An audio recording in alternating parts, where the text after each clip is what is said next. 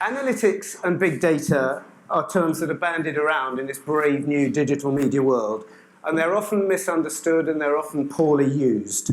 Tonight we've got this great panel who I will introduce, and we're going to examine how big data can be used to transform or tailor what we create for television and what we watch on television. Big data, is it a usable term? I mean, is it meaningful?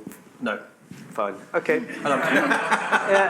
No, I think just, to add on to Laura and Jamie's point, it's a ubiquitous term that has been around for a few years now. It's a convenient phrase, 5-6 years ago, but I don't think it has too much use. How does Sky use that, not specifically for advertising, but just general personalisation and so on? So, we use a huge amount of data touch points to help improve that customer experience. So both in terms of how we make decisions on content that we acquire or create, how we schedule that content, how we promote that content, so promoting Game of Thrones to people that are most likely to have watched Game of Thrones the last season round, those sort of things, through to how we promote product upgrades, so really rocket science stuff like only promote Sky Sports upgrade to those that don't have Sky Sports already.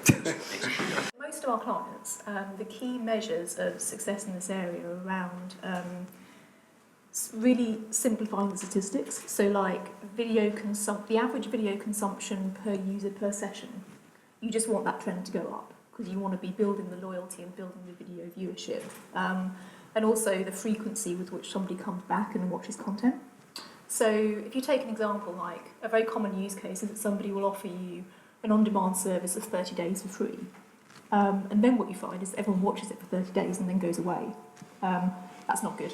So we work with a lot of clients to, in that example, what types of behaviours in that period of time are likely to lead to you carrying on with your service. We capture on the main platforms everything that people do, and we recognize who that person's the people are.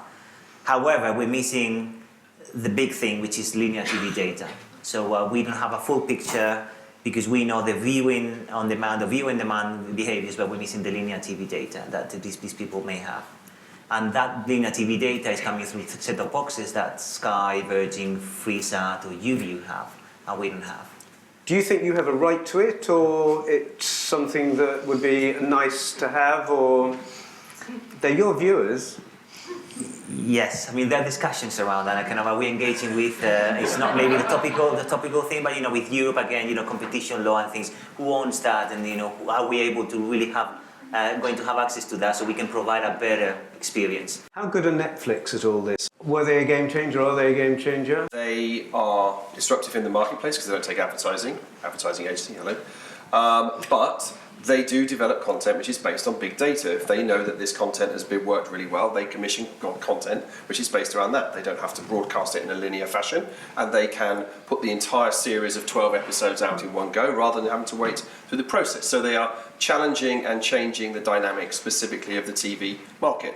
3 years ago we launched an addressable TV product called Sky Ad Smart, which I sort of alluded to earlier, which is the ability to serve different ads to households based on attributes or data points based on those households. So today, an advertiser can combine more than 940 different attributes to create their bespoke segment to target households that to drive more effective advertising outcomes. With big data, clients spent less money but were happy to pay higher prices for their media spend, because what they realised was if you actually track through the money that they're spending on all of their media, how that then converts over, and they can track somebody from seeing it going to their website, tracking it through to clicking on interest in a product, going through being the same person that goes to their Facebook page that likes the brand, then sees that on a digital campaign, then clicks through and buys the product, and then if you trace that back through with the dunnhumby and other data you've got to say that's conversion,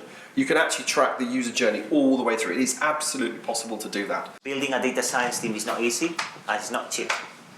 And especially in this industry where hardly anyone has a team, so we have to really bring people from different industries and people who can really fit well with the culture. That's key for Channel 4. We build data platforms, so we have all the same issues with finding the right skills. I think kind of from the top down, you've got the guys who can create a service that engages with the business, whether that's marketing or product. You've got the data scientists, you've got the kind of data engineers who know how to piece and plumb all this stuff together, and then you've got the people that know, you know, the architecture, the clouds that are going to actually power it. So yeah, broad range of skills and hard to take and train and keep.